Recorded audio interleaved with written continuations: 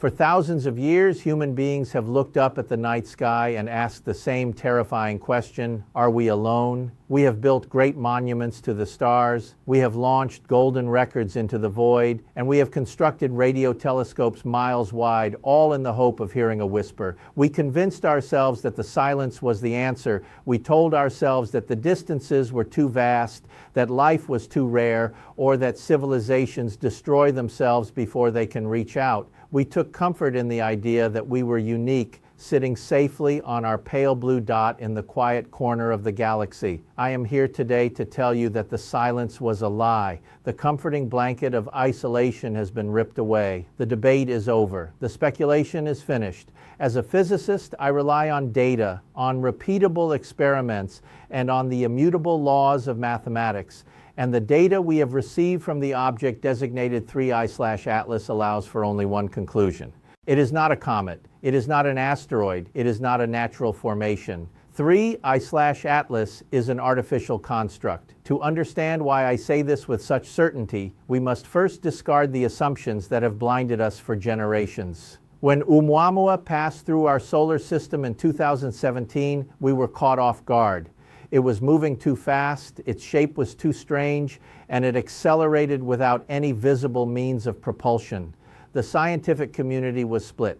Some of us, myself included, whispered the possibility of a solar sail, a relic from a dead civilization.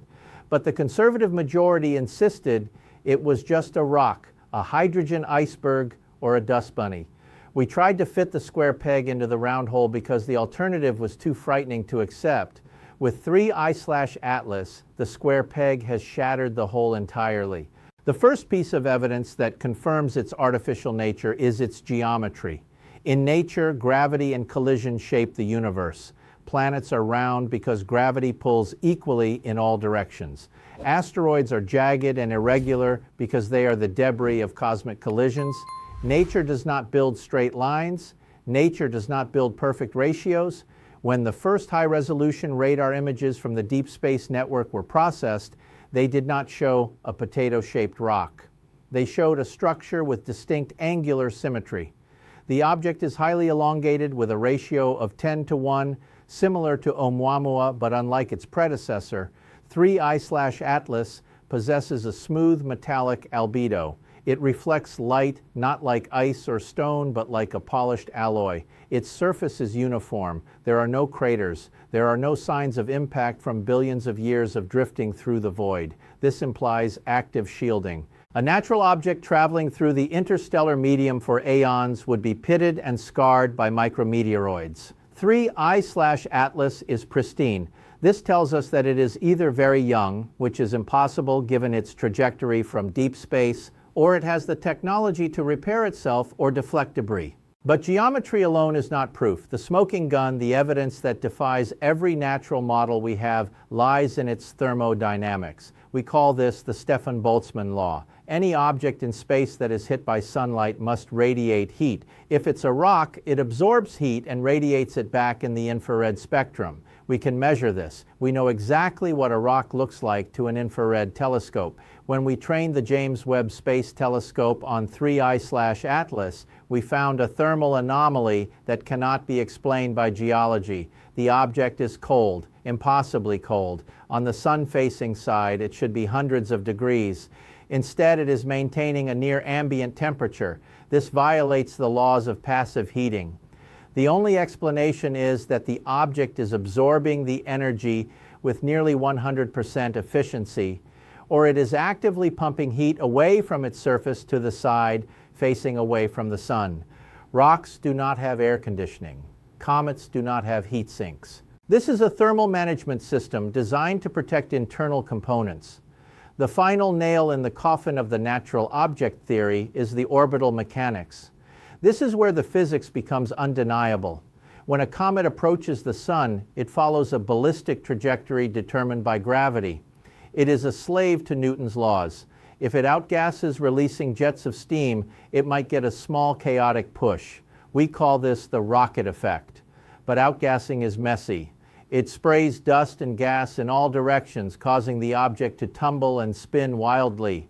3I/Atlas is accelerating, but it is not tumbling. It is locked. Its rotation is perfectly synchronized. It is keeping one face pointed strictly towards a specific vector in the constellation of Lyra. This is not random motion. This is attitude control. Furthermore, the acceleration we are witnessing is smooth, constant, and continuous. A comet's outgassing is sporadic. It bursts and fades as the object rotates. 3I/Atlas is accelerating with the precision of a linear drive. It is gaining velocity exactly as it needs to in order to perform a gravity assist maneuver around Earth. We calculated its path, and the math shows that it is not just falling towards the Sun. It is aiming for a specific injection point in Earth's orbit. If you throw a rock off a cliff, it falls down. If you throw a bird off a cliff, it can choose to glide, dive, or turn. 3I/Atlas is not a rock. It is the bird. It is making decisions. When you combine these factors, the artificial geometry, the thermal stealth, and the non-ballistic trajectory, the probability of this being a natural coincidence drops to zero. We are dealing with a von Neumann probe. In theoretical physics, we have long hypothesized that a Type 2 or Type 3 civilization, one capable of harnessing the power of stars or entire galaxies, would explore the universe not with biological astronauts who are frail and short-lived, but with self-replicating autonomous machines. These probes would be sent to every star system in the galaxy, sitting dormant for millions of years waiting for a trigger. We are the trigger. Our radio broadcasts, our nuclear tests, our atmospheric changes, we have been broadcasting our existence to the galaxy for a century. 3I/Atlas likely detected our techno-signature. It realized that the third rock from this yellow star has evolved intelligence, and now it has woken up to investigate. The implications of this confirmation are profound and terrifying. It means the Copernican principle applies to intelligence as well as geography.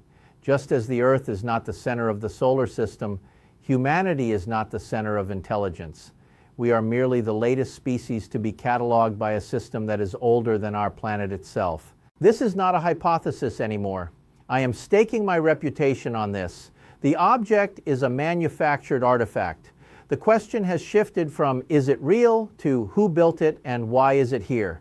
We are like an isolated tribe in the Amazon seeing a drone for the first time. We might throw spears at it, we might worship it, but we have no concept of the civilization that manufactured it. But unlike the tribe, we have the capacity to learn. We have physics. And the physics is telling us that something has arrived to check the status of the experiment known as Earth.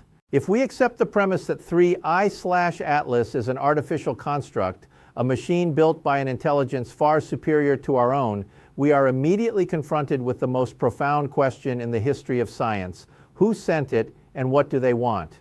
To answer this, we must look beyond the primitive geopolitical squabbles of our own planet and think on a cosmic scale. We must think like a Type 2 or Type 3 civilization. In the physics of civilizations, a Type 1 civilization controls the planetary energy of its home world. We are not even there yet. We are a Type 0.7, still burning dead plants and arguing over borders. A Type 2 civilization controls the energy of an entire star. A Type 3 civilization controls the energy of an entire galaxy. The builders of 3I/Atlas are, at a minimum, a Type 2 civilization. They possess the capability to manipulate matter at the molecular level and traverse the vast deserts of interstellar space with the casual ease of a commuter taking a train. To them, we are not conquerors and we are not rivals. We are ants living on a hill in the middle of a construction site.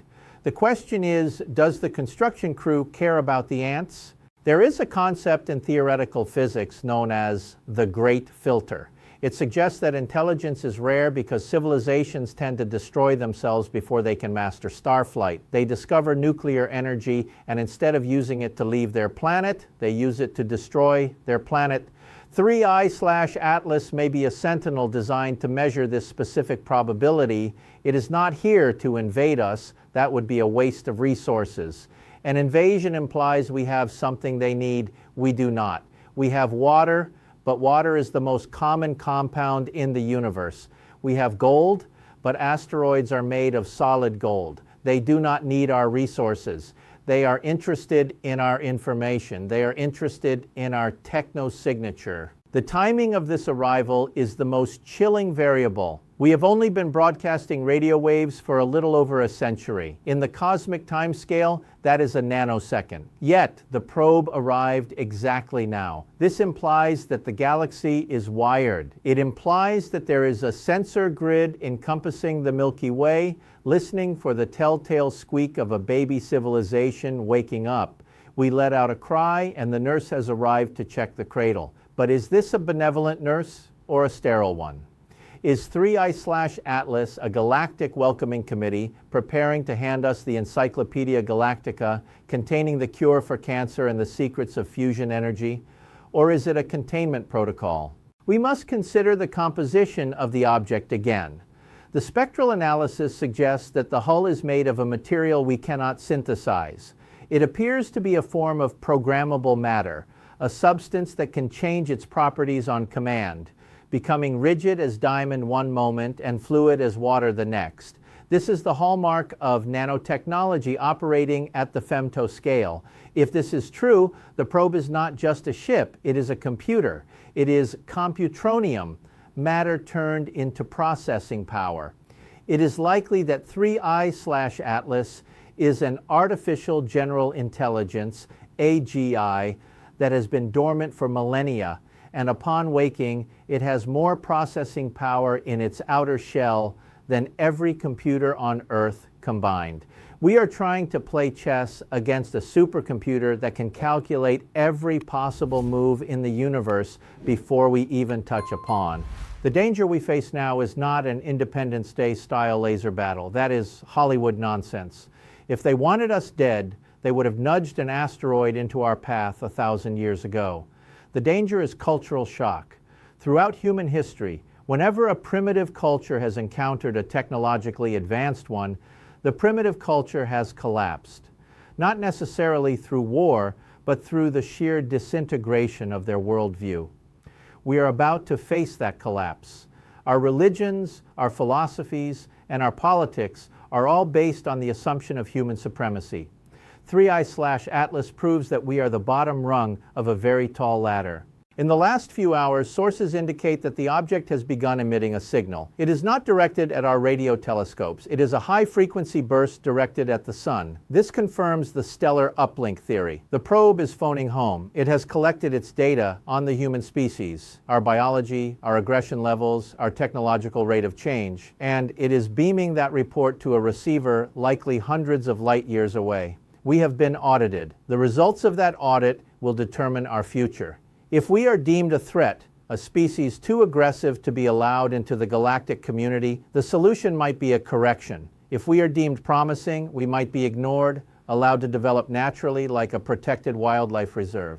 This is the turning point. We can no longer afford to be a divided species. The universe has just shown us our true place in the cosmos. We are small, we are fragile, and we are being watched. The arrival of 3I/Atlas should not be a cause for panic, but a catalyst for maturation. We must evolve. We must stop fighting over strips of land and start preparing for our citizenship in the stars.